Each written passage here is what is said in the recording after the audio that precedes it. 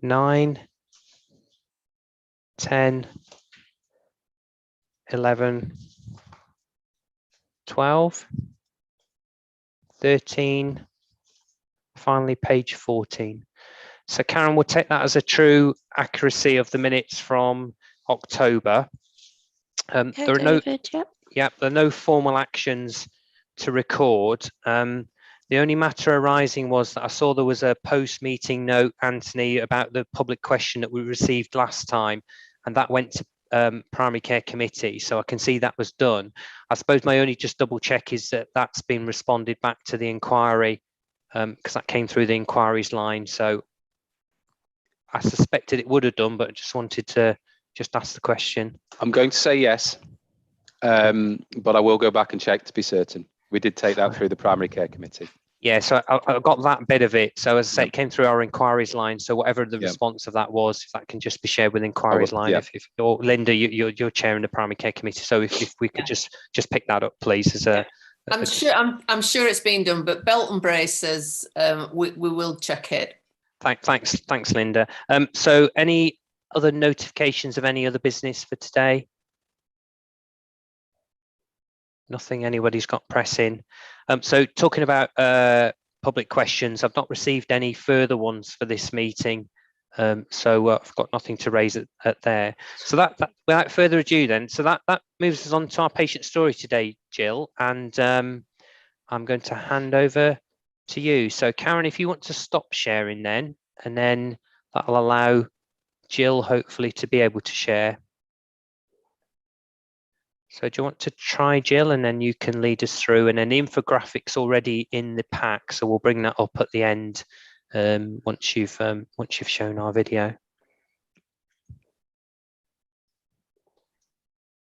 I'm sorry, David, it says host disabled participant screen sharing. Okay, so can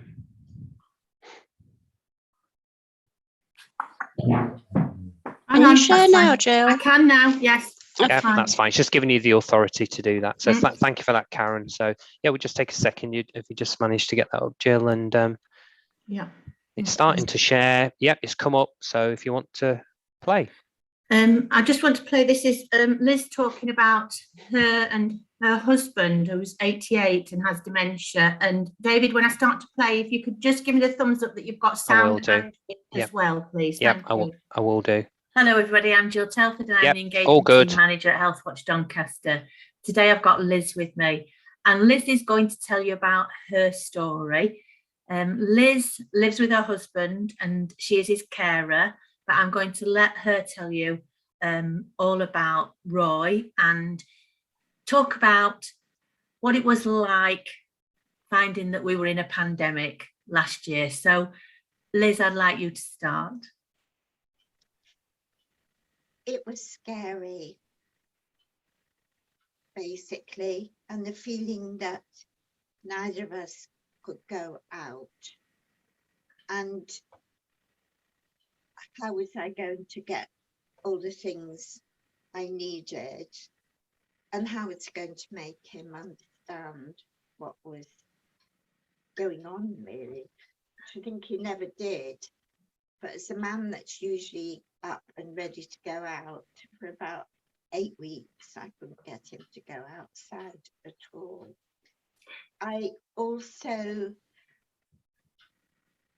felt alone in spite of having amassed a wonderful family and friends, and I was bereft, because at that point Roy went once a week to the RVS meeting, a gathering which was absolutely wonderful and he adored, and of course that finished.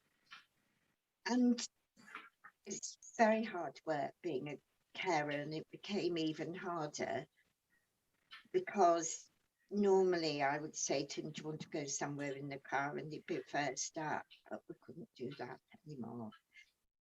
So I did have some very good experiences, because our RVS manager, Dan, rang every week. She had a special telephone conference for people that were caring, which was actually great help. And then she started having a group with carers and their loved ones on Zoom, so we could get together and have activities and laugh together. And then when the time came right, we had garden visit.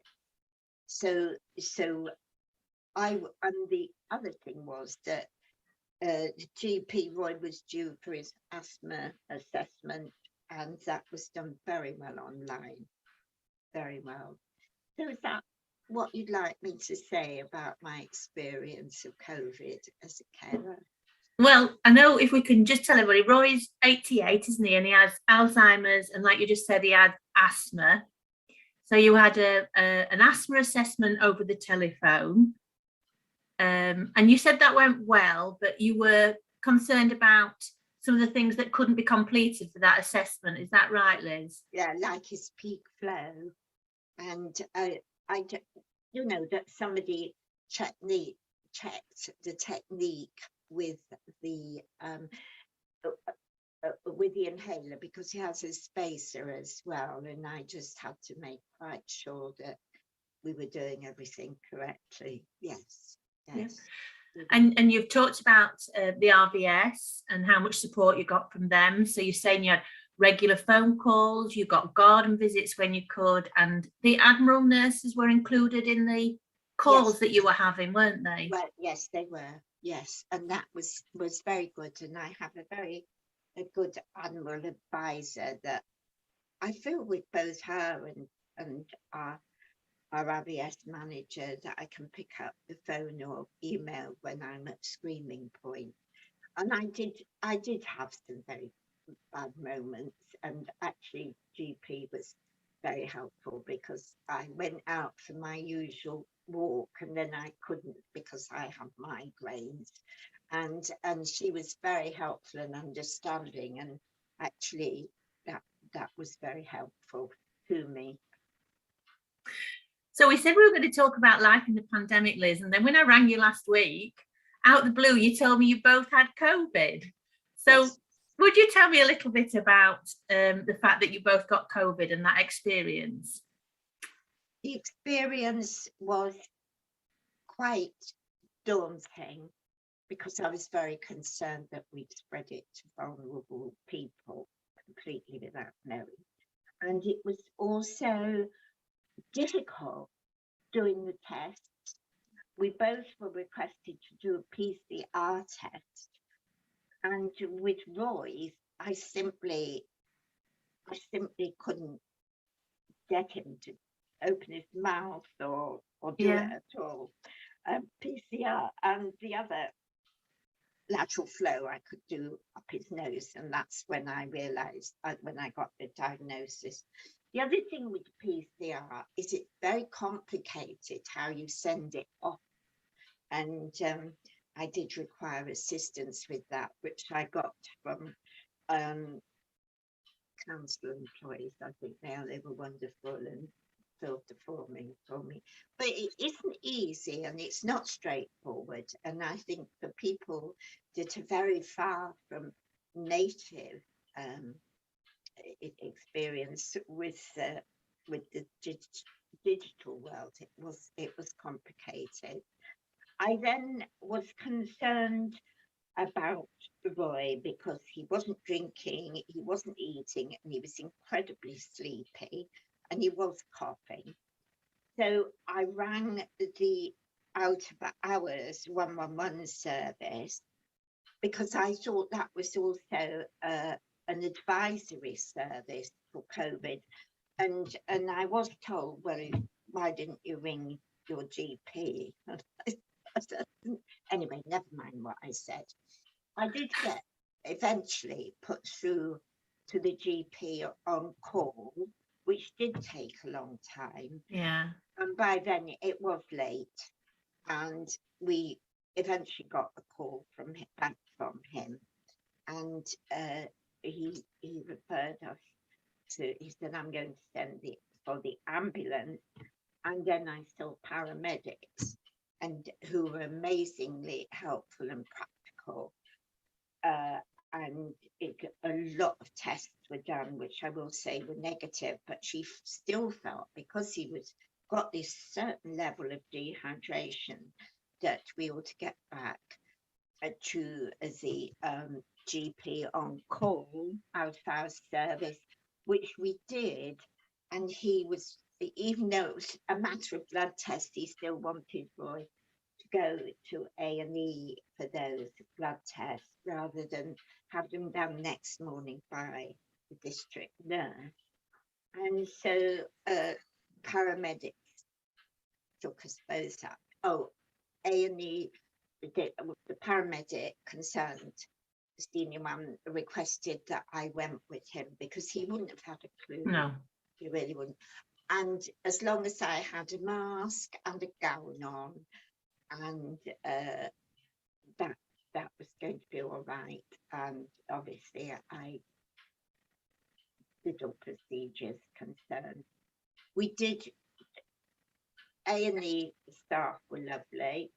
We got seen, we got fed, we got blood done, but of course what we were waiting for, we got blood results, everything fine, but we were waiting for the medic and eventually, I may say, we got seen at 9 o'clock in the morning, and I kept by one of the A&E consultants, and I can't fault him, except we could have done with it a bit earlier.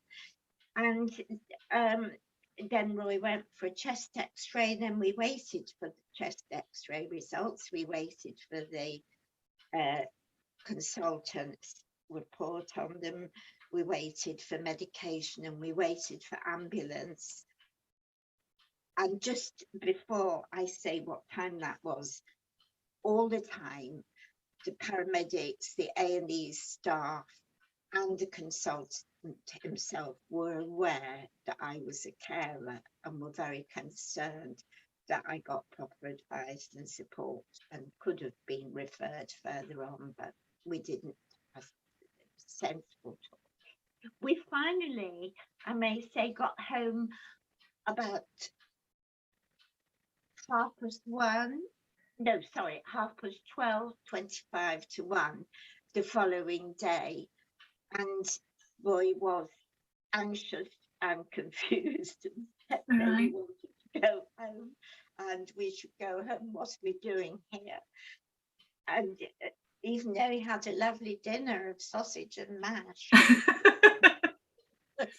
So ups and downs. We would have been better to have a blood test done in the morning and stay gone and slept in our bed, but that didn't happen.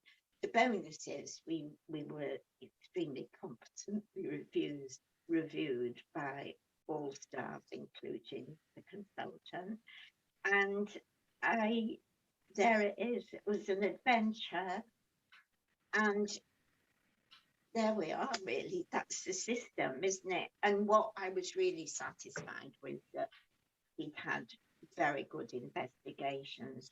He was put on antibiotics. We're now out and about, and I may say he's behaving like a man of 88 that never had a thing wrong with him. Wonderful. Well, I'm very, very grateful of telling your story today, Liz.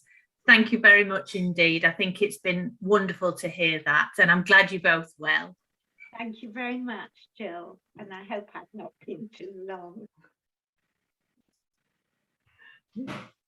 Thanks, Jill. We'll just wait for the infographic to come back up, and then we'll I'll just make a start, and I'll just say, I know it was about 11 minutes, but I just think Liz told such a powerful story. Her journey from really, just describing what it was like being in a pandemic, and then her description about the experience when they both contracted COVID in September. I will carry on. I mean, they're local people. They've lived in Doncaster for years. And of course, the pandemic was extremely concerning for them. Interestingly, which she didn't say, they both had 2 COVID vaccinations. What went well during their life in the pandemic? He got his asthma review by telephone, and Liz did add to me that they were able to discuss some of the health issues at the same time, and she felt really good that she'd had the opportunity to talk to the nurse who did the assessment, and she felt confident she could ring him at any time. The RVS and the Admiral Service were in regular contact, and the fact that, and I spoke to Jan Burrows on one of our daily dose sessions, and the fact that they supported carers in the way that they did was a very different role for them that they had to adopt during the pandemic. And as Liz said, it went really well. She also had some contact with a mental health nurse who she said she could contact if she needed. There was lots of activities set up for them, and again they did got the garden visits. So Roy joined the whole of this as well, was introduced to Engage by the Admiral Service, and now he attends 3 times a week, which he wasn't doing prior to the pandemic. What could have been better? There wasn't a lot really that they felt could be done better. Concerns about the full asthma assessment not being able to be completed. And then just at the beginning, the scary thing that the RVS group had stopped, and what were they going to do? Liz described some difficulties with the test, which I think really highlights how difficult it must be for a lot of people to be able to do a PCR test. And she went very quiet when she said it was actually a council worker. She had to go back up to one of the sites to get somebody to help her to actually register the test and get it sent off appropriately. So as a carer, Liz has been quite worried, but talks about a lot of support, advice and support that she got.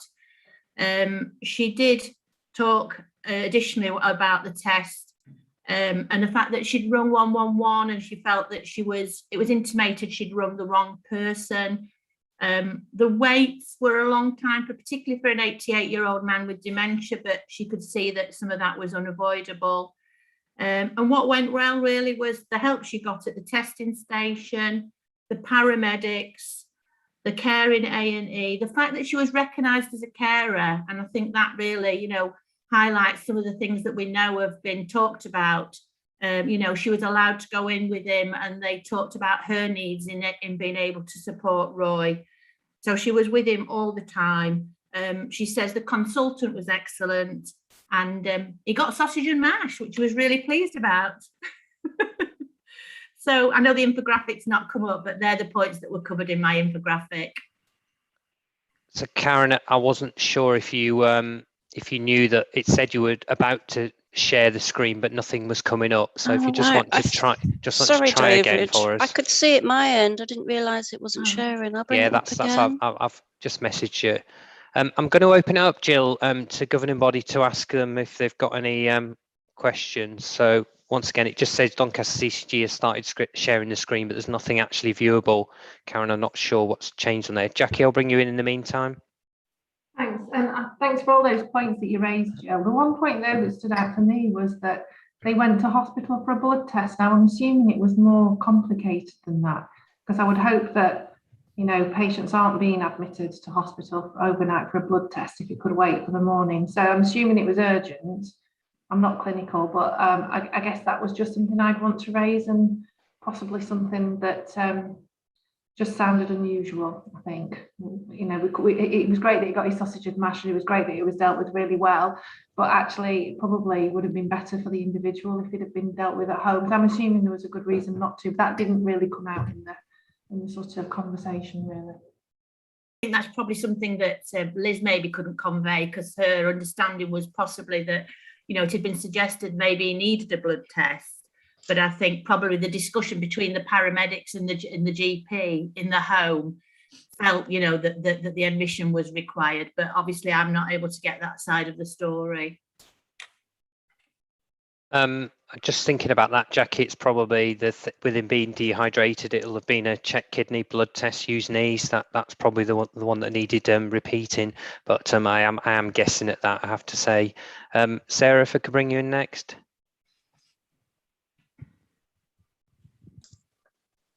Thank you, David. Thank you for that story, Joe. I would think that that story is quite common right across, you know, many households, or especially with elderly people, and how they have to cope during the pandemic. And it's just nice to hear a story, and some of the smaller things that you think wouldn't matter so much are very big, especially who to contact, who is the best person to talk to find out what to do. And I, you know, I think they managed very, very well. So thank you for that story. And I'd also just like to say thank you to Jill, because she's leaving this month, and I'd like to thank her on behalf of the engagement committee. She came along today, and all the work that she's done with engaging the public during her stay at Healthwatch. So you've taken my point, Sarah, but that, you know, thank you for that. And I'd echo that. I mean, Jill, you've provided the patient stories for many months now, and yeah, we knew this was going to be your last meeting. So I think on behalf of the governing body as well, just like to thank you for your time. Hopefully it's been an enjoyable experience from your point of view as well. And as I say, with Sandy joining us, you know, in as a replacement, Sandy, we look forward to sort of continuing that work we undertake with Healthwatch.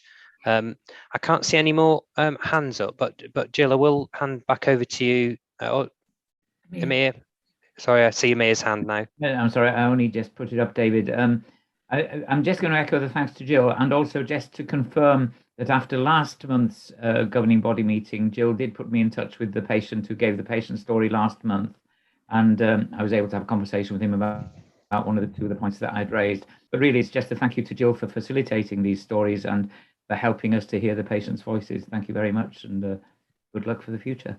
Thank you. Can I just say something, David? I'd just like to say that, and I know I've often said it, it's been an absolute privilege to be able to convey people's experiences, you know, gaining their trust and getting them to share sometimes some very, you know, difficult experiences is quite challenging, and particularly for them, you know, for them to want to engage and tell their story. I'm absolutely privileged by that. So thank you very much indeed for letting me fulfill this role and then convey it all to you. Thank you very much. So thank you, Jill, and Sandy. And Jill, you're welcome to drop off the call. Karen, there's obviously an issue since Jill started sharing. So can I just ask you just to stop sharing, Karen? I think that's the easiest thing. I can lead us through the agenda today, so we don't need that prompt. So I've not got the slides anyway. Anyway, that's gone off. So thank you for doing that. Amir, thank you for that last bit as well, because I probably should have picked that up as a matter arising, and we will make sure that's recorded in the minutes for completeness about the you know, follow-up from last month's patient story. So Jackie, I know you've got your name next to this, but I suppose it's you know, it's a joint thing, and I'm happy to support it as much as I can. So we've got a paper as item 8 of the ICS development update, and it's primarily for information, but was there any particular bits you were going to pick out today? Thanks, David. I mean, I was just going to say, you'll have read it, and the aim is to summarise current process, but there are a few key dates in there and a few points I just wanted to pick up. So a couple of the highlights are that the draft constitution needs to be ready by the 17th of November and the final by the 31st of March. As colleagues will be aware, engagement on the makeup of the board is currently being undertaken by the new designate chair, and everyone's had an opportunity to comment on that, and we've certainly fed those comments back last Monday at the deadline.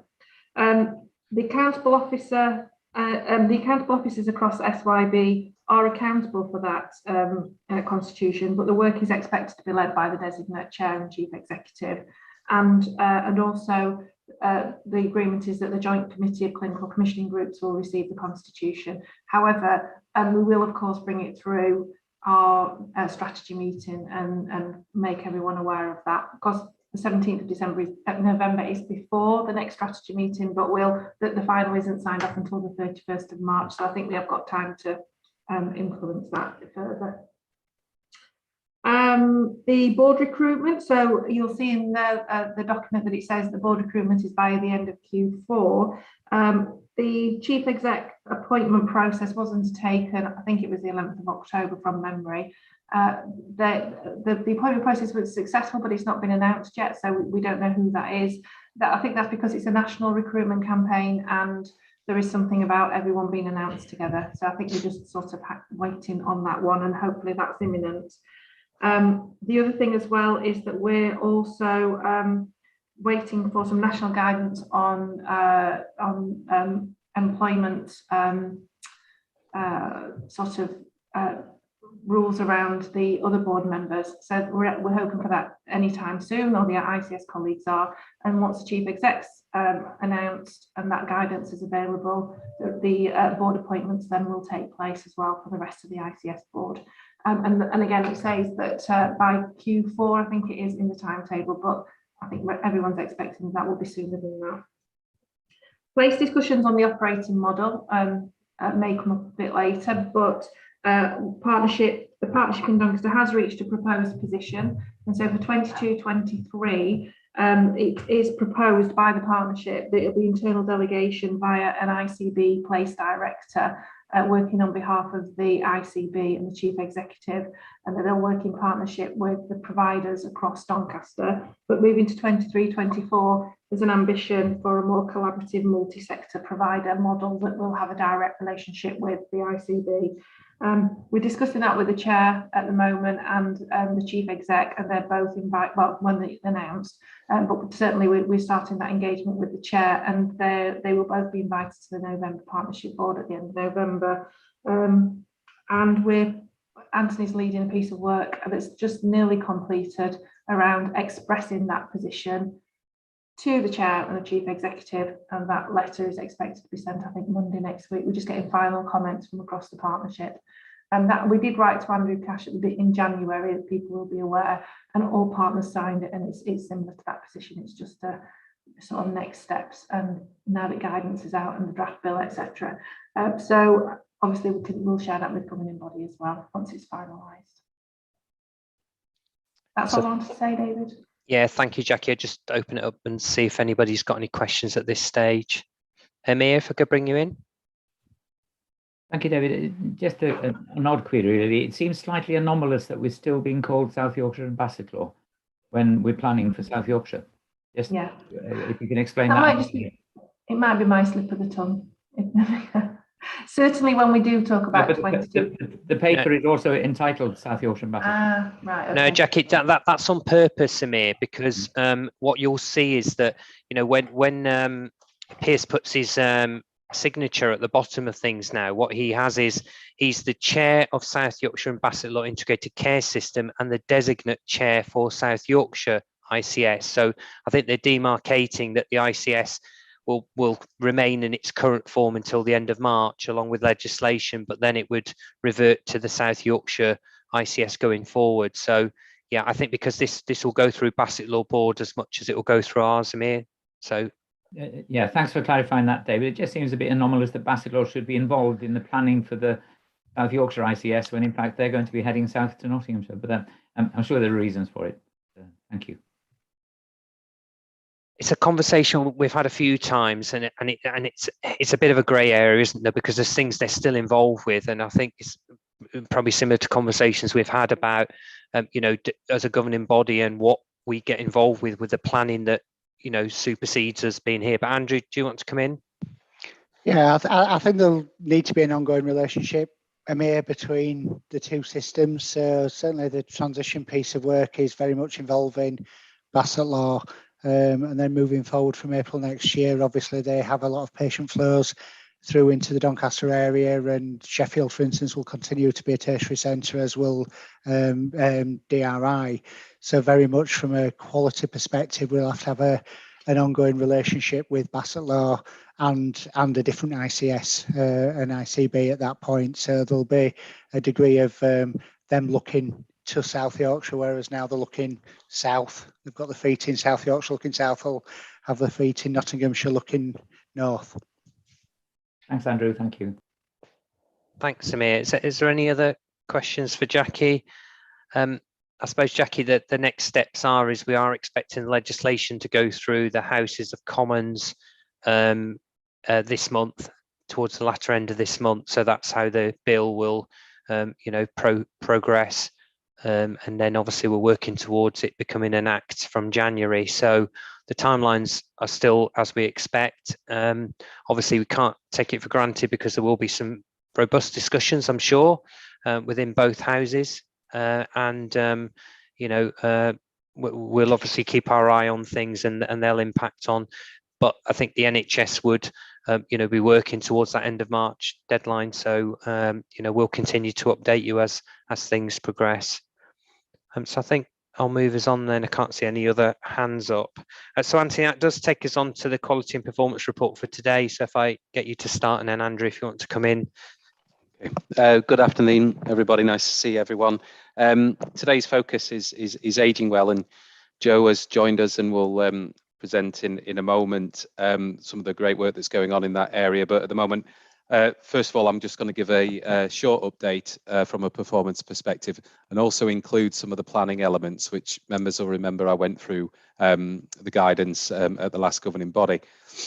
I'd like to start with the vaccination programme, which covers page 4 and 5 of the report. And I was doing some quick sums. We see a lot of numbers about vaccinations across all the different cohorts and all the different ways that and who we should be vaccinating, etc. But I predict with a fair wind that by the next governing body, we'll have administered over 500,000 doses of vaccination in Doncaster, be them a combination of first, seconds, boosters, immunosuppressed third doses. And for a programme that only began in the middle of November last year, I think that's a fantastic achievement that we should reflect on, and a real credit to all the staff who've been involved in that. There is no doubt that that's made a significant difference, I haven't seen the maths on this, but undoubtedly has saved a number of lives across Doncaster and certainly protected our services accordingly. So I'd like to start with that positive. Members will be aware that we are fully engulfed in our booster vaccination programme at the moment. Over 40,000 doses of booster doses have been administered so far, and we continue apace with that programme. Over 3,000 children aged 12 to 15 have now been vaccinated through our school nursing programme. This continues in earnest. All schools will have been visited by the 15th of November, and we're currently working at the model of an evergreen offer for children who didn't get vaccinated the first time around, and we talked about that at our steering board accordingly. We'll continue to use our hub delivery model with that as well. I'm also pleased that the work that we're doing continues to bridge the gaps across the borough in terms of take up for vaccination when thinking about areas of deprivation, ethnicity, gender, and across some of our electoral ward variation. The combination of pop-up clinics and some of the specific things that have been done around vaccination has continued to bridge that gap. We still have our challenges, the centre of Doncaster being one of them, but we continue to work on what our offer is around an evergreen offer of vaccination. It's never too late for anybody in the borough to come and get their first, their second, or their booster vaccination, and we continue to press that message. So broadly positive from a vaccination programme. I'll pause there if anybody's got any questions on that. No. And to Anthony, I suppose it was just to acknowledge that we've got some legislation coming in on the 11th of November for care home staff. That's right. Working in residential care homes. So obviously we're working with local authority on that. We've seen a reduction in those people who haven't been vaccinated, which is good news. And as you were saying, it's an evergreen offer. So those additional staff are still entitled to have a vaccination. To take that up. So that was my only final point. That's right. Did you want to come in, Andrew? Yeah, just to say we discussed that Quality and Patient Safety Committee today, and there's that ongoing risk assessment really, and the impact on our care home providers, and I think it's fair to say that the risks are low now. We're talking in single figures for some care homes, and all the care homes have got appropriate mitigation in place to manage that. So we shouldn't be having a significant impact of that come the 11th of November for the care homes in Doncaster, which again is testament to the work that's been undertaken by the vaccination groups and local authority and the care homes themselves and people coming forward.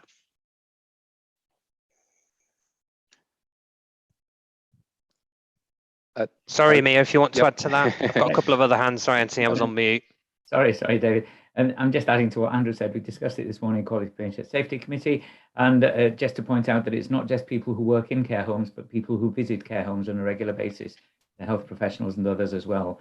So you don't need a vaccine passport to get into a nightclub in Doncaster, but you need one to get into a care home. Quite right, too. Thanks, Amir. And Paul? Yeah, I'm just wondering, are we offering drop-in clinics to 12 to 15s now, or is that still happening through the school nursing arrangement? Paul, the main model is through the school nursing arrangement, but we are looking at alternative ways for 12 and 15-year-olds to be vaccinated. So for our sites that are on the national booking system, which isn't everybody at the moment, but we're working on that, then 12 to 15-year-olds can be booked into there for their vaccination. Drop-in clinics, more to be done, I think, on that area. But generally, our approach in Doncaster is that we try wherever possible not to be turning people away from a vaccination.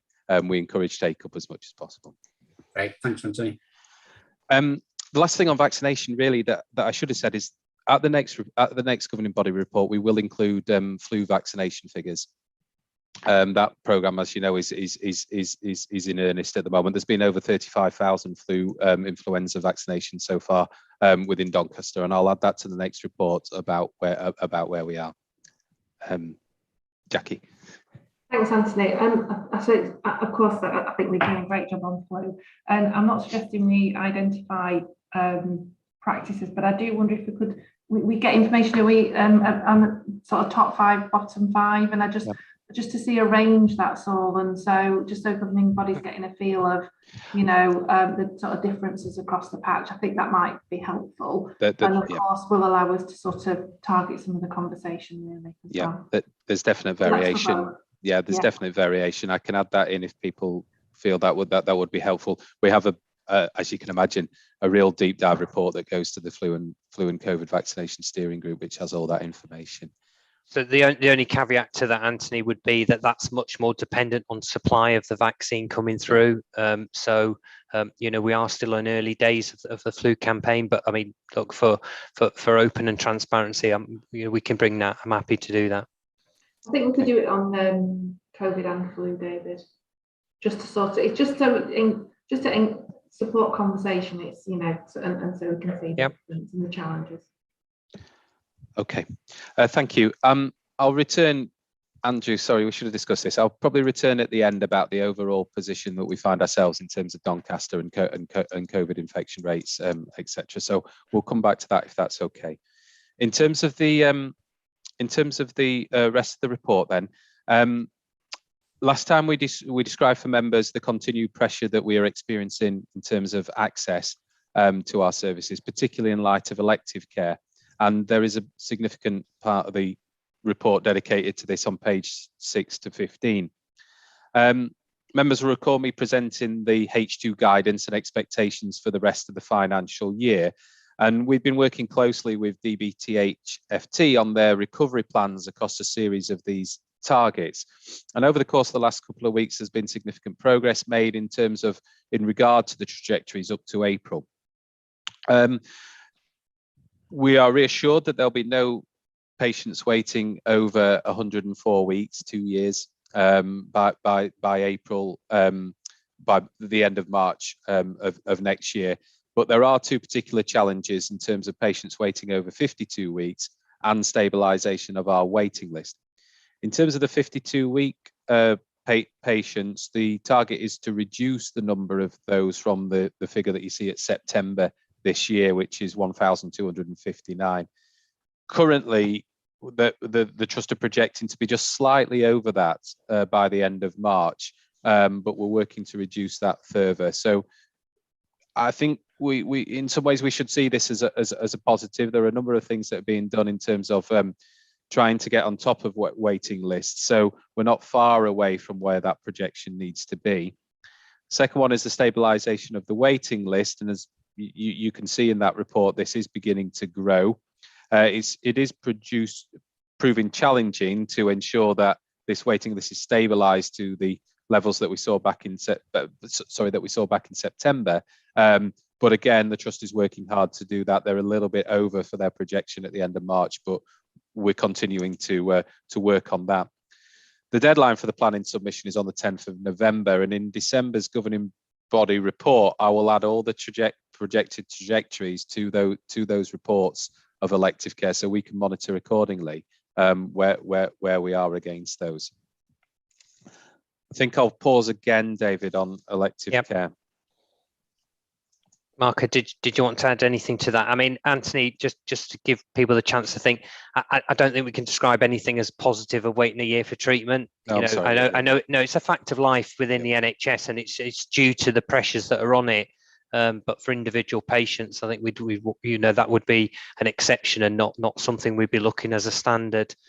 Mark, I didn't know if you want to add anything or not. We do. There is absolutely a great deal to add. There are independent sectors, of course, activity that we can, and it tends to be the patient wait less, or if referred to the independent sector. I don't know what you think. The GPs what the feeling is, but the patient presentation, the case you wrote earlier, and the gentleman waited 10 hours in A&E, and this is coming more and more. Often from my patients, waiting 7-8 hours, elderly. So that obviously it demonstrates the pressure the system is under. It is difficult to do it. So I think it's just to acknowledge the points, Anthony, not necessarily a question back to you. So it's just an ongoing acknowledgement of the pressures and the impact it's having across the whole services. Thank you. I mean, the CCG are being really supportive of the work that needs to be done to recover waiting lists. We've invested non-recurrently into DBTH FT for the rest of the financial year. Hayley might go into some of that later. And we're also working hard across the system in terms of transformation. Members will recall some of the guidance around an increase in advice and guidance, an increase in use of patient-initiated follow-ups, etc. So we're continuing to work hard in those areas. If I can then move on to just some other things that I wanted to mention. Marco, I did want to extenuate the positives of the 2-week wait recovery in cancer, which has been maintained, which from where we were, Marco, is a significant improvement and gives some reassurance back to governing members that our prioritised suspected cancer patients are being seen, at least initially, in a very timely fashion. And that's a good position to be in. We currently are meeting all the IAP standards, which is positive and a better position than we've been in at this stage of the year in previous years. And a lot of that is down to the increased capacity that CCG commissioned into that service earlier on in this year. And also in terms of dementia diagnosis, has seen a slow but steady improvement since January. We are now above England comparisons and very nearly at the standard of 65% again, and a credit to the teams that have been involved in recovering of that position, because it's we did have a worry, didn't we, about that diagnosis rate for some of our residents. The final thing I was going to mention is that members will see has been a change to the report on page 37 to 41, and that now dedicates some of the data that we are consistently seeing in terms of primary care. And this is what we look at on a weekly basis at our primary care committee across a range of indicators, ranging from practice manager time to the number of telephone contacts, appointments, staff pressures, and access to services. And these are the indicators that we use to plan our response accordingly. I know members will be aware that since the last governing body, NHS England have published the plan for improving access for patients and supporting general practice. We've been working with our LMCs, primary care network, clinical directors and our GP Federation to respond to these requirements accordingly. The requirements centre on the things that we have been looking at anyway, such as improved access, improved telephony and additional appointments to allow us to deal with an undoubted increase in demand into primary care. I'm happy to share these plans with members once they have been regionally approved. They do come with significant investment into Doncaster that we want to take advantage of. It would be amiss of me not to say that this does come with risk, and the most significant risk is around workforce in primary care and our ability and capacity to deal with the increased demand that we see. That's not unusual to primary care. We've seen that in the other sectors, and it's not unusual to what we're seeing nationally. But we do want to make improvements to primary care. We hear what our patients are telling us in terms of some of the difficulties that some are having in terms of access to our services, and we're planning on that accordingly. So I've got a hand up, Anthony, if I could just pause there. Sarah, if you'd like to come in. Thank you, David. As Anthony knows, we discussed this at the engagement committee this morning, and there is major concern across the group about access into primary care. And so we're going to do a deep dive and look at it next month in December. But I understand there is a lot of work going on around there, but it'd be remiss of us what most of the stories that we're hearing through the engagement committee is having difficulty to access primary care. So it definitely needs to be the priority. I think it's a topic that's both local and national, Sarah. We do have a meeting planned in a couple of weeks' time with our local MPs and some cabinet members and the GP leads. So we are looking at every avenue to see what we can do as a joint message. We've already reported about hospital backlog. Well, there are backlogs in primary care. We just don't count it in the same way. So I think it is a challenge. But I think what we have, Anthony, from going to the LMC on Monday is we have a will for people to want to work together. We're fortunate that dialogue continues and there is an open mind to consider alternative options to meet patient needs. So that's not perfect for all patients, but at least it's a starting point that we can take forward. Linda, you've got your hand up. Yeah, I think just to add to that, David, that if we're getting multiple approaches to looking at access in primary care, can we be aware of all the areas that's being looked at, all the teams that are looking at this? Because the primary care team is doing an awful lot of work as well. So if EEC's doing work, primary care is doing work, and then we've got work going on outside, we need to make sure that we all communicate and share the information.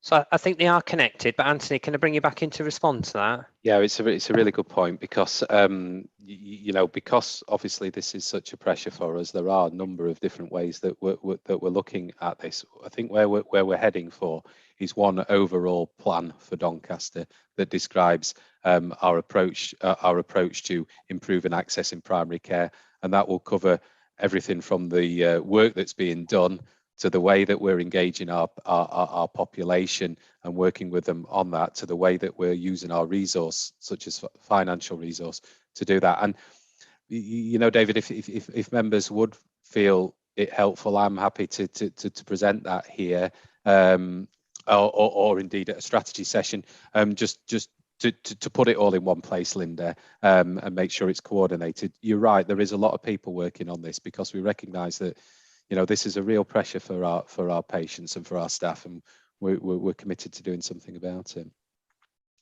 Thanks, Anthony. Yep, thank you, Linda.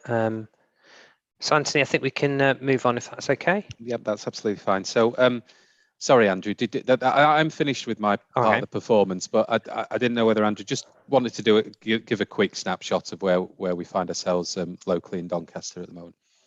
Thanks, Anthony. So I suppose the common view and the narrative that we see a lot is that COVID, the pandemic's behind us, and you see some of that in behaviours and different rules, different regulations. But if you just look at the raw numbers, then we're very much within that pandemic still. And current rates in Doncaster today are 428 per 100,000. So although we've seen an overall drop since the late summer and early summer period, it's not a rapid drop, and it continues. We've had a slight rise today from yesterday's figures. So it continues to bobble around really at significantly high numbers. And you look across South Yorkshire, that's very similar view with Barnsley at 476, Rotherham 539. The England average 415. So we're above England average, and we're 71st highest of all the local authorities. So in terms of that visibility, we've had some good reductions in numbers compared to other areas, because at one stage we were very high. But of course that translates into ill health within communities and the ongoing pressures within the hospital and across primary care and other areas. And certainly our community services and mental health services continue to see significant pressures resulting directly from COVID. So I think this is an onward conversation, and encouraging people and working with Rupert and the public health teams and local authority teams to continually encourage people to try and support the pandemic approach really, and ensuring we're getting vaccinations coming forward for those, but also doing other measures that are helpful.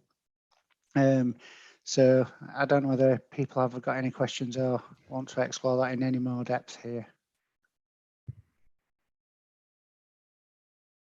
Paul, you got your hand up? Yeah, I just wondered if we've seen a sort of linear relationship of an increase in inpatient admissions into the hospital, and whether that will have an impact on our ability to deliver the waiting list recovery. I think that there is a linear relationship there, Paul. It's relatively stable, but I think that reflects our relatively stable numbers that aren't dropping. And obviously there's a lot of detail behind those overall per 100,000 rates about who it is. And obviously we've got increased risk for those over 60 and with other health vulnerabilities. And we are seeing upwards of 50 people in hospital at any particular time being treated directly as a result of COVID, and still significant numbers within critical care, which does impact on the Trust's overall ability to do other non-COVID work. And it's alongside other acute pressures as well, such as increasing overall respiratory illness within communities. So it's definitely having an impact on physical health care.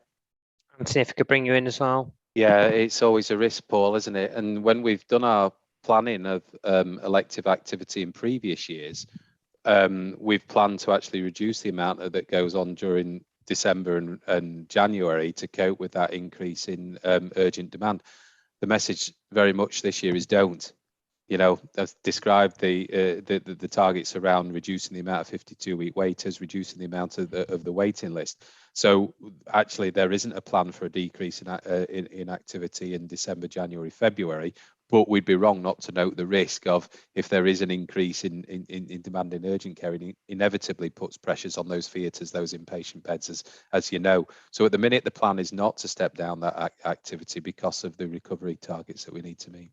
And crucial to that, sorry, the last thing I should have mentioned is that crucial to the recovery plans that we've got from the Acute Trust is the use of the independent sector and other capacity within the system to help reduce those lists.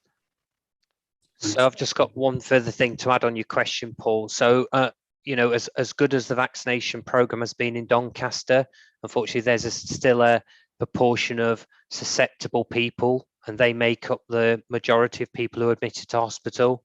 The other thing is that nationally there is a worry that the reason that booster campaigns are being advocated is that there may be a waning of some immunity, protecting some people. So a combination of the two seems to be what's fueling this you know, sort of, as I said, it's a sort of bumping along week to week, you know, number of admissions. It's not hugely going up like we've seen originally. I think on the report, page 4 of the report, you know, we've seen that huge spike. We're not seeing that, but we're just seeing this sort of, you know, steady numbers sort of grumble along the bottom. So you know, I know we're all advocates for the vaccine, but that's the rationale behind the booster program.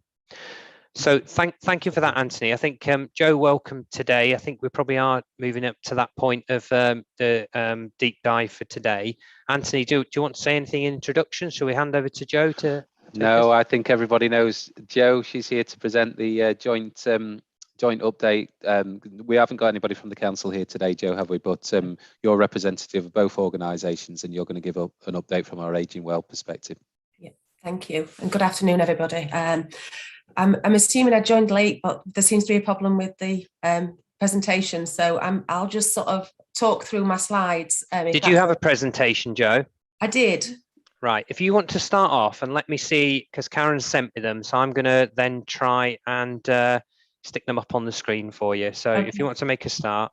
If not, I'll just talk through. I suppose listening to what everybody's sort of been saying there about the pressures in the system, I just wanted to give some reassurance, really, not so much from a performance point of view, but we've got 24 actions in the Ageing Well delivery plan, and 22 of those are still progressing. And hoping to then deliver that transformational change, which will not see the impact within the next couple of months and over winter, but is definitely the direction of where we're going. Just an update, because I know it's sort of like every 6 months now that Ageing Well comes. I just want to give an update on some of those actions that I think just the governing body needs to sort of be aware of and just have sight on, and then I'll do a bit of a deep dive into 2 other actions with a bit more detail, if that's okay. So I'm not sure if the governing body's aware, we've been working with our local authority colleagues for quite some time on trying to get a joint contract for our care homes. We've all seen the impact of our care homes in these recent sort of 18 months. And it was delayed, obviously, for obvious reasons, but we've now picked that back up at pace. We have got a joint service specification that's now been agreed between commissioners. And we've just started the piece of work now of engaging with our care home managers and senior carers and owners to just sort of sort through that service specification. Just, I suppose, from an awareness point of view, the existing service specification, I think, has been around since 2010. So that's why we need to do the engagement with our care homes, because it looks quite different now to what our ask is around what the future is. One of the areas that we've been working on is the existing D2A provision. It was put in place a long time ago. I think Mary sort of instigated that, Mary Shepherd, so sort of shows how long ago it was. We've reviewed that process on back of some of the guidance that's been issued over the last 18 months. And we've got a different model. That different model has just started from the beginning of November. So that it's very much now a community-based offer aligned to the Enhanced Health in Care Home framework and that full MDT approach. Numbers going into the D2A beds is reduced and continues to be reduced, but we've just changed that model of care and aligned that better to the framework and moved to a home of choice. So that these residents will be put into a care home and then not moved. So there's not separate, a definite cohort of D2A beds. Just something that's quite off the press, there is a national palliative and end-of-life care delivery plan being produced and issued in August. There's 3 major points to that. So improving access, improving quality, and then that sustainability. We're currently undertaking a bit of a gap analysis of what our local offer is. You're aware that we've made quite substantial changes to our palliative care and end-of-life offer, but we're just doing that against some of that national guidance, and we'll be developing a plan to see what else we need to do as a CCG and as a system. The other point is we've investing some Ageing Well monies into further digital development, sort of growing that usage and function of the digital care record. But one of the biggest ones that we're sort of doing is the sharing of information from our care homes into when a patient admitted to the acute hospital, but equally then discharge out. The discharge letters previously go to our GPs, but we need that sort of information to go directly to the care home. And some of the digital developments that we've been doing over the last year is allowing us to do some of that work. So we're doing some pilot work initially, but once we get the system of that, we'll be able to do that for all our vulnerable patients and not just care homes.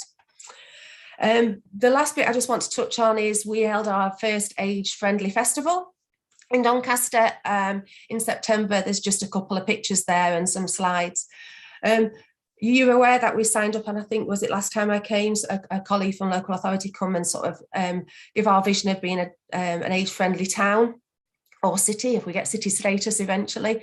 But we did quite a lot of engagement, and some of that's still being pulled together, but we've got over 300 responses when we asked the residents what would make Doncaster a better place in which to age.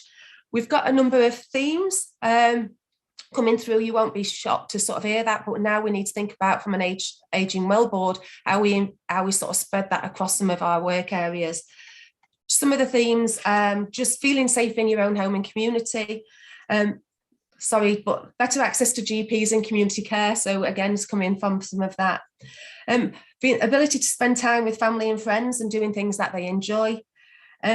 Being healthy, active and independent in their own homes, which again is the direction of travel from our Aging Well point of view. You wouldn't be surprised that having access to travel and good public transport and having better community access and community venues. But some of them are obviously not health related, but actually that's what people are telling us. So just a bit of an update on some of the areas that are progressing from the actions within the action plan. Just going to go into a bit more detail in two areas. I think last time I spoke to you very briefly about long COVID assessment. We've had some more national guidance and some funding to make that now an assessment and treatment service. So I'll just talk to you briefly around that. We've also then had, as part of the long-term plan, the Aging Well priorities, and we've had some further guidance around that and some additional non-recurrent funding coming through. But I just want to talk to you about what that means and how that sort of then impacts on some of the issues that Anthony's just raised about access and the issues around A&E, etc. So just around long COVID, just a bit of an update. So like I say, the service commenced in January 2021 as an assessment service. We got the additional funding in July, end of July. So sort of August, September, we've been working with the service to make that now an assessment and treatment service. The model is very much a physical and psychological need, and we're seeing that even more so. And a majority of the people who are going through that, the psychological need is becoming probably more apparent than actually the physical implications of that, and giving the peoples the skills to be able to deal with that long-term condition.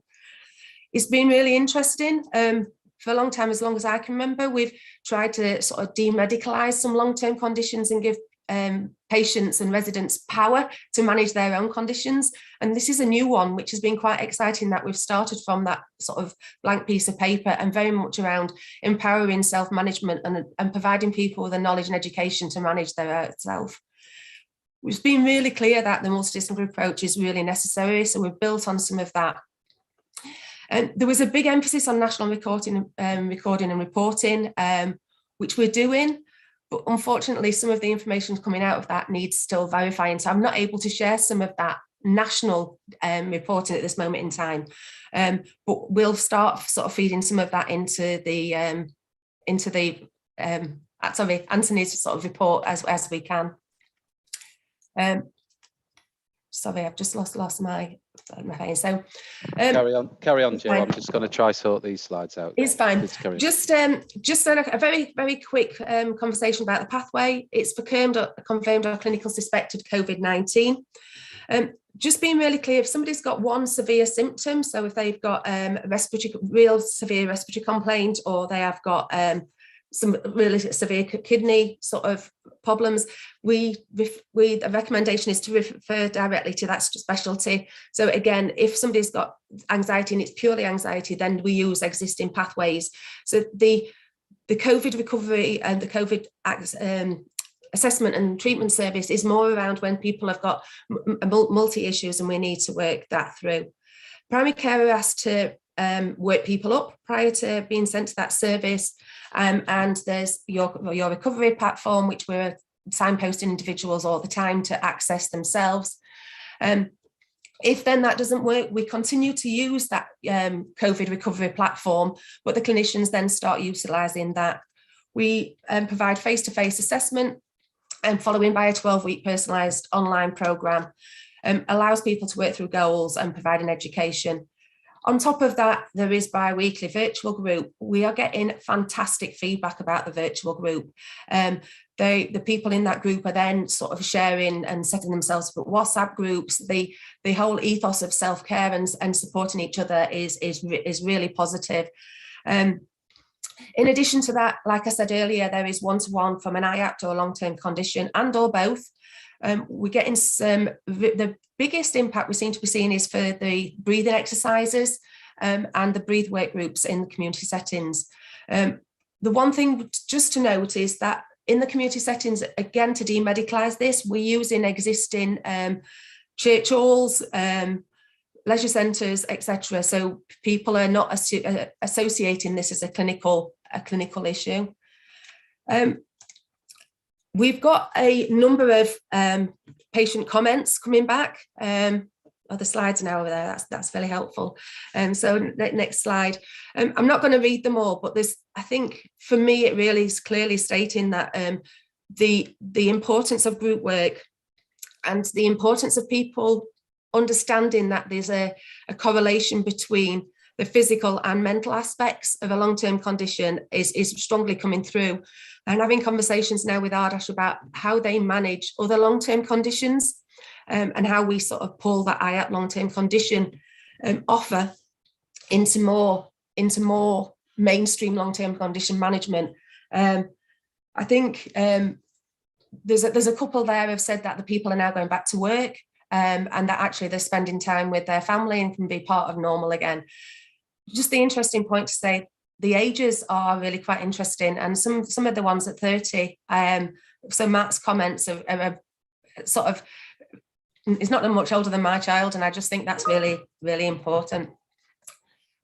Just in relation to numbers going through, so the next slide has got some information and data. This is local. Like I say, we haven't got the information from the national yet, so we've just had to pull this off the system locally.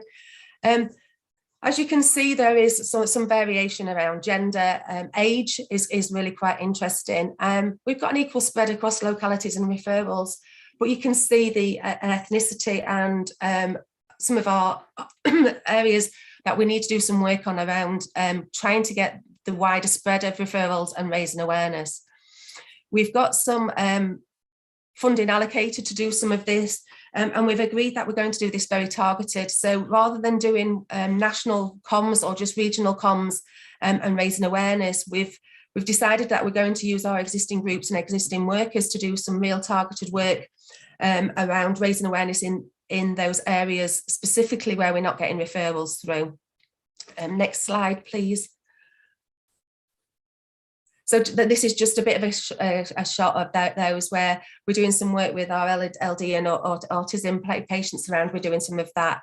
We're looking at ethnic minority groups, and we've also then started some work with our traveller community and our homeless people, just to start targeting that awareness rather than doing blanket awareness across the board. Next slide, please. Quite new and not off the press. Long COVID in children pathway has just been agreed across South Yorkshire and Bassetlaw. We've got very small numbers. I think there's 3 or 4 in Doncaster to date, and most of them are sort of towards the end of their teenage, sort of 14, 15. But that's not to say, as more and more children seem to have had it just recently, that this might not increase the amount of children with long COVID. Information, it will be coming out in more detail to practices, but the real ethos is that primary care would manage and then refer to local DGHs. There is one consultant within each DGH who will be looking after these individuals. It's Dr. Curry in Doncaster and Bassetlaw, and then there's a tertiary service which is provided by Sheffield Children's Hospital. There's 5 tertiary centres across the north of England. They, excuse me, as this is quite new, like I say, it's being developed, but it's really sort of following the same model as adults. But because of the small numbers, we need to sort of keep that critical case to that one area, so we're not sort of spreading that, and then we can learn from that as we go along. Next slide just has that in a little bit more detail. But like I say, for our primary care colleagues, we've just had the referral letters and forms sent through this morning.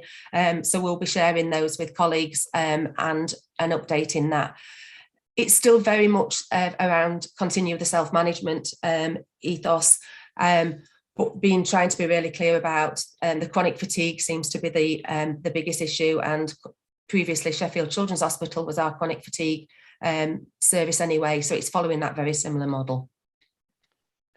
Joe, I'm just going to pause you there. I know you've got a number of sections within this report, because that's certainly new to me. I'd not been aware of the sort of children's element of long COVID, so that's been something new I've learned today. So I think we do need to share that information and stick it in the primary care update and that for people to be aware of.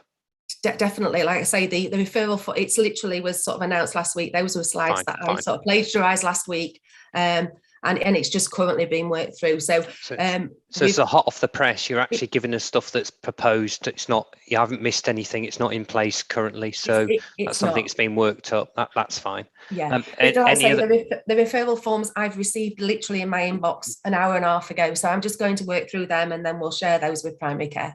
That's fine. Sorry, it's just to give you a breath as well. Any other questions at this point? Yeah, Paul? Yeah, just looking at the referral slide, Joe, you had 48 patients that I think were discharged prior to assessment. Yeah. Are they triaged and not appropriate for the service? Is that? It's usually, Paul, and we have got that breakdown. Most of them are not appropriate for the service. Some of them are not appropriate, but some of them have actually recovered themselves. So once we've got to that triage, actually, it might be 13 weeks. They're saying 12 weeks is the time that actually most people would recover naturally. And that's why there's that 12-week cutoff. Some of the weights are sort of getting towards sort of 10, 12 weeks. And they, when we phone them, they're saying they don't believe that they need offer anymore. So a lot of them are just naturally getting better. Okay, thanks, Joe.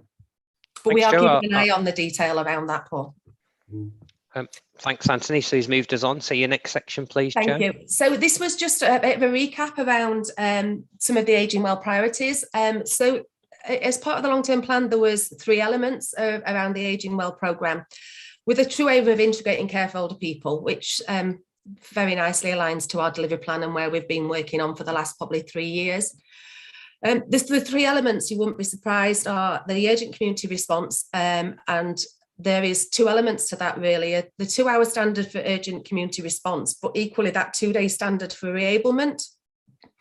Enhanced health in care homes, I'm not going to go much into that because I think last time I came to governing body, we sort of did that quite in depth around some of the positives that we're seeing now from enhanced health in care home. And the third part of that is anticipatory care. It's been delayed in coming out. We expected that in September, but has been delayed because of the impacts of COVID.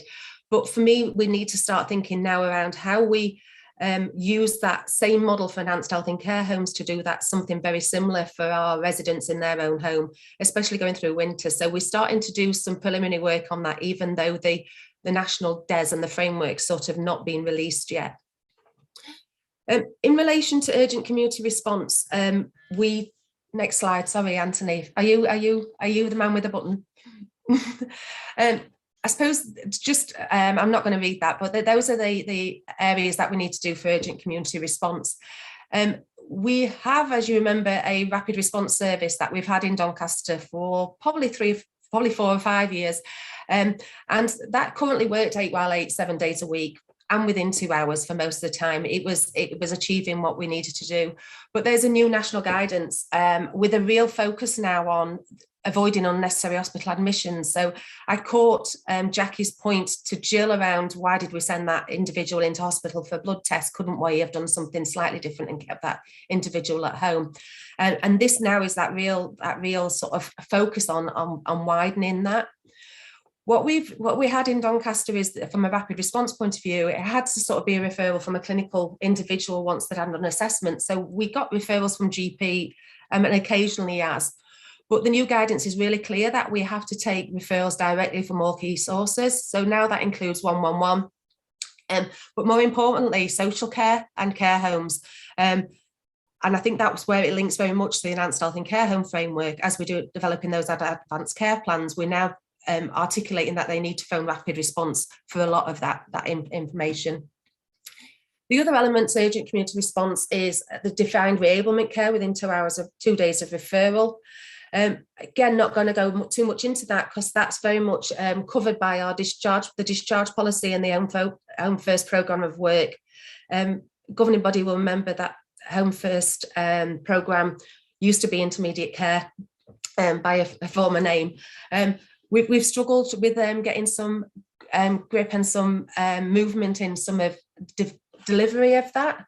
The National Discharge Policy has been really helpful. Came out in October and has given us some real now national driver to do some of that. And there's a real willingness now across providers to do something different. To support all this, all our providers have now been asked to provide community services data set. You'll think that's quite strange, but for a long time, community services have never had a minimum data set and have never had to submit data nationally. So they've had to submit it to us as commissioners for our services, but this is now being submitted nationally. We're working very much with our community providers to do this. What we're hoping then that will give us is some real benchmarking of where we're doing some either really good things or where we need to focus some of our energy. Next slide, Anthony, please. So what we're doing with our rapid response service is just doing currently a gap analysis against what we've got there currently and against the guidance. You wouldn't be surprised to know that there is a number of areas that we have, we're green in, but there's a number that we need to do some work in. It's really clear in the guidance that we've got some sort of staffing skill mix issues around that. So originally it was very much physical nursing, physical health nursing and therapy and a little bit of social care of approach. But we now have really identified the need to put mental health input within that urgent community response. Additional therapy, more occupational therapy than what we've got previously. And also what we want to include in that urgent community response is an element of care for the last 72 hours of people's lives. We have got really good services for end-of-life care, but only when it seems to be when it's planned. And we do have people who hit their last 72 hours of care where we don't do fast track, we don't do the documentation because there's not time, but it's always a bit of a gap in how we manage those individuals to allow them to die and get them out of beds in the community. So we're going to put that element in the urgent community response. As I said, we need to open those referral sources. The three that I've put there are where we've already started to have those conversations. We've struggled for a long time with YAS to get referrals into the service. But we now know that the ambulance turnaround times are struggling and we are now pushing on an open door. So we've had a number of meetings and a standard operating procedures now being developed to ensure that YAS in Doncaster can refer into and does confirm into our urgent community response. AMPs are our social workers who tend to work on the weekend and manage our mental health patients. We have realised that they didn't have access to the rapid response service. So again, another one, we're just working through a process. So hopefully during the winter, so these are quite quick, we should be able to sort of make those referrals. And again, social workers, there is an awful lot of other people that we need to work on, but we believe that those are quite quick wins that we can do quite quickly. Trying to ensure that we can get referrals into our urgent community response directly from our domiciliary care providers will take a little bit longer. We need to do some work around how they can do some awareness raising within the providers, but then also understanding what needs to come to urgent community response, what would need to go to mainline services, and then what would need 999. So there is a whole raft of work, but those are the three that we're working on at this moment in time. And just a general one around raising awareness. it works, and it works really well, but then as with everybody else, they forget it's there. So we've got a programme of work just to raise awareness across our primary care colleagues and across the acute hospital, that we've got an urgent community response service, and it's there to try and turn people around. And if they do A&E, but equally how to avoid A&E in the first place. So we're just doing that piece of work. You'll see that in the sort of the italics at the above, it sort of talks very much about getting rapid access to diagnostics. I think Sally was here last month and talked about some of the community diagnostic hubs and some of the work that's happening. I'm sort of now sitting on that group and trying to influence how we can make sure that our community services have got access to community diagnostic hubs, and it's not just for cancer and not just for our acute hospital, but how do we use some of those diagnostics to keep some of our people at home. Next slide, Anthony, please. As I said, anticipatory care, it's just a little bit of a catch-all there about what's happening. Like I say, it was delayed from September 21, and we're expecting that guidance to be from April 22. It's almost, as I've read this, and unless it changes, the guidance changes, because that's always happens. It's looking at a vulnerable individual who live in their own homes and doing that same wraparound care and multidisciplinary approach for keeping those in their own homes, which pretty much goes back to what our older people told us at Age Friendly Week, that they want to be healthy and active and independent in their own homes. They don't want to be transferred wherever possible. The bit that we the key bit for me at the bottom of that is dementia care is considered one element of that. And we do need to think about how our dementia pathways in the future sort of align better to some of the frailty work and is not seen as a standalone offer, but actually becomes more embedded in that culture, and the dementia provider alliance becomes part of that MDT approach for managing individuals. Those conversations have only just started, but we just need to make sure that things are aligned. As well as the end of life conversation that I mentioned earlier, we just need to make sure that all these are joined up, which is probably where we're getting now, having one delivery plan from an ageing well point of view. I think that's my last slide, but I might shock myself. No, it is, Jo. It is your last slide. I think that last slide of yours, so about the DES, I think it had already been delayed from March, so that was like a double delay, and we'll wait to see if that materialises in the next contractual year. I'm just looking for any hands. Anthony and I went to LMC on Monday, Jo, and I guess the question is, are we supporting our staff with regards to things like, our specialist nurses for palliative care, and ensuring that they're able to prescribe and that. So you did respond back to me previously that there had been, over many years, that was our intention, that those individuals were. Anecdotally, there was still reports that wasn't the case. So that's probably one maybe to take back again. But do you know off the top of your head if? I don't. I recently. Probably the same individual who raised it at the LMC has raised it directly with me, but not just about palliative care, around specialist nurse prescribing. So I've asked Ardash to respond directly of all their specialist nurses, what percentage can prescribe and what can't, and what the plans are. So I don't know the answer to that, but no, that's fine. I put you on the spot, but if that's something you can just take away, Jo, that's just a query that Anthony and I received.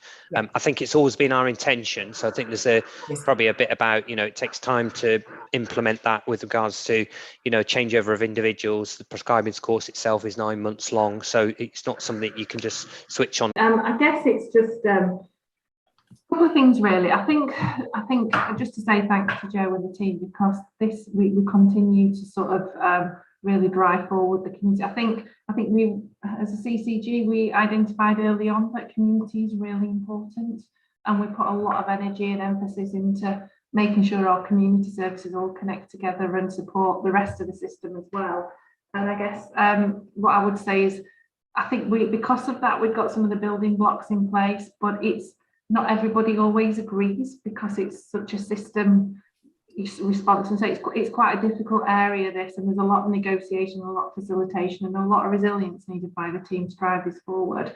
So it's just great to see the progress that we continue to make. And I think I'd say when we started looking at community, and all of the services. I think that's when, as a CCG, we really started to work as a system and understand the system and what that really meant. So I just wanted to say that, and a big thank you.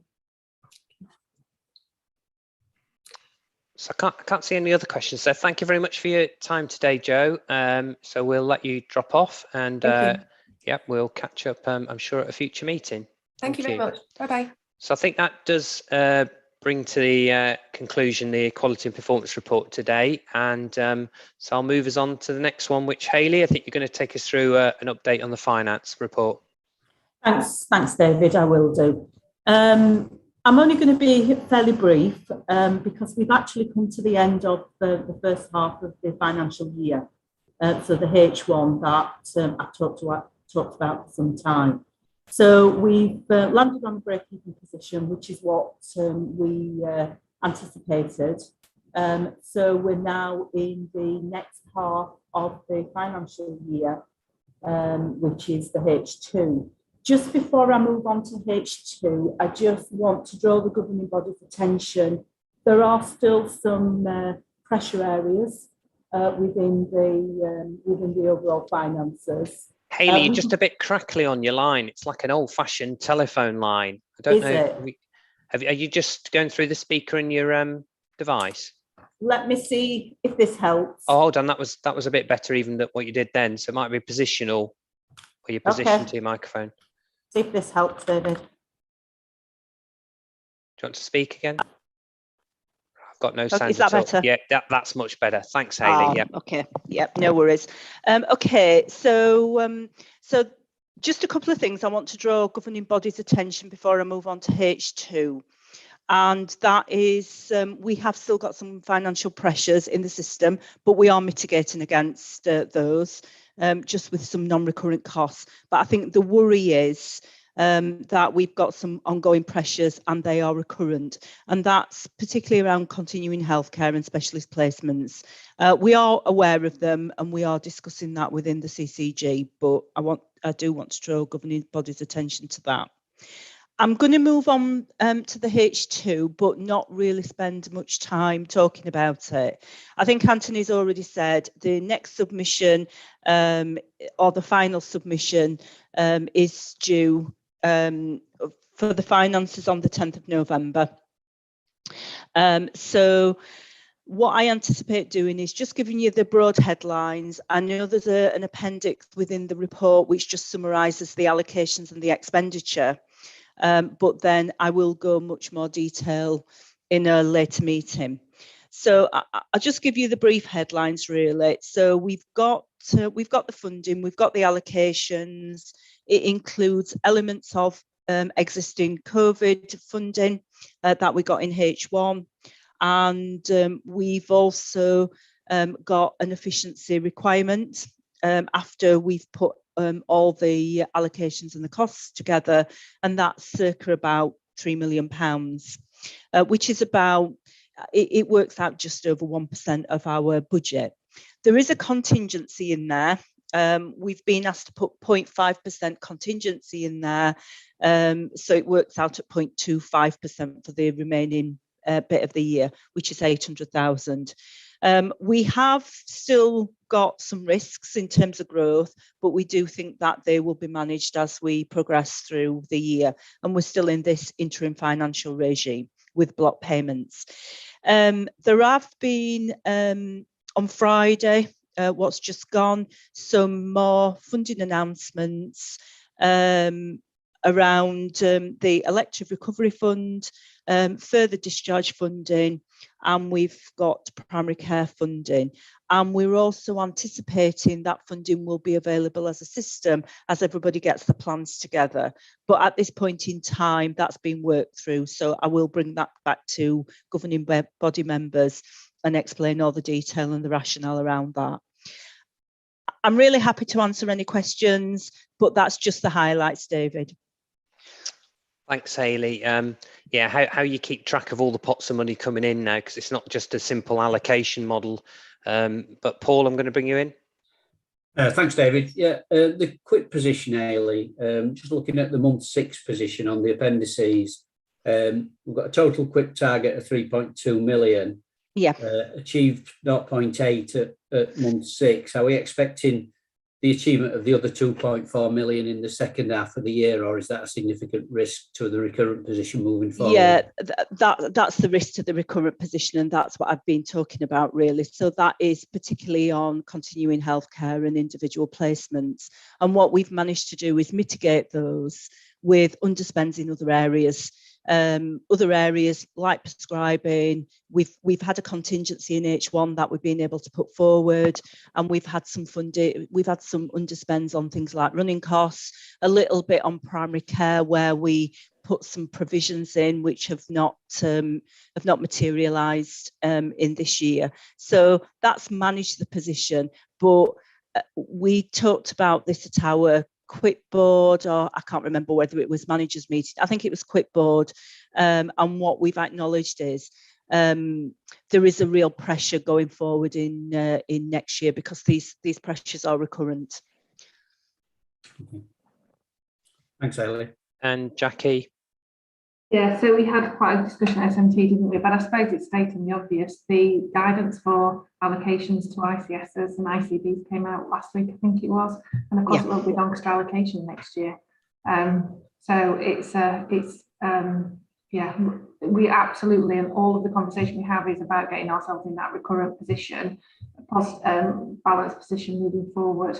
But of course, it's I just needed to obviously state the obvious. Yeah. Any other points for Hayley? No. I think you're reporting, Hayley, that we've got a sort of stable position at present. There are some risks, right. But we'll work through them. And I think, Anthony, you've highlighted before that the finances are one element of it, but actually finding the workforce to undertake some of the work is the challenge, isn't it? Tying the two together, but not to extend that conversation longer than it needs to. So thank you for that, Hayley. That takes us on then to the Chair and Chief Officer report. Just because of the conversation we had in the performance report, I just wanted to draw out the open letter that we'd written on behalf of the sort of current pressures. I think it was a couple of weeks ago now that letter was published, Anthony. So it's kind of, things continue to move and some other opportunities have arisen. So I think at some point we'll that'll become redundant really, because there'll be a different position we've got. But that particularly I wanted to bring out, Jackie. Anthony, I'll bring you in. You got your hand up. And yeah, thanks for bringing that up, David, because I think the good thing about that open letter is that it was put together by our cross section of clinical leaders within primary care, and I think that hints to what we talked about previously about a good commitment across primary care to really look at transformation, doing what we can to improve access despite some of the constraints that we find ourselves in. There is one part of that letter that I neglected to answer to talk about in the report, David, and that's the other part of the plan for improving access for patients and supporting general practice is around sort of zero tolerance really, and kind of our approach with a very, very small minority of the public who engage in abuse of our professionals.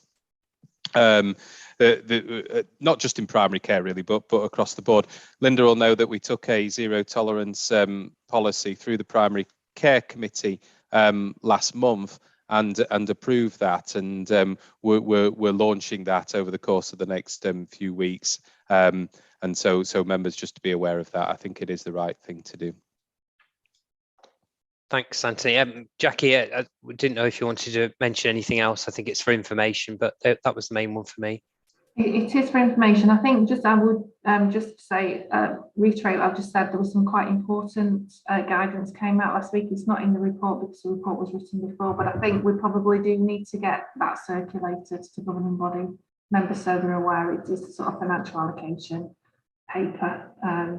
And we've got some slides that the ICS did. I think, Hayley, they may be the right thing to send around, I think.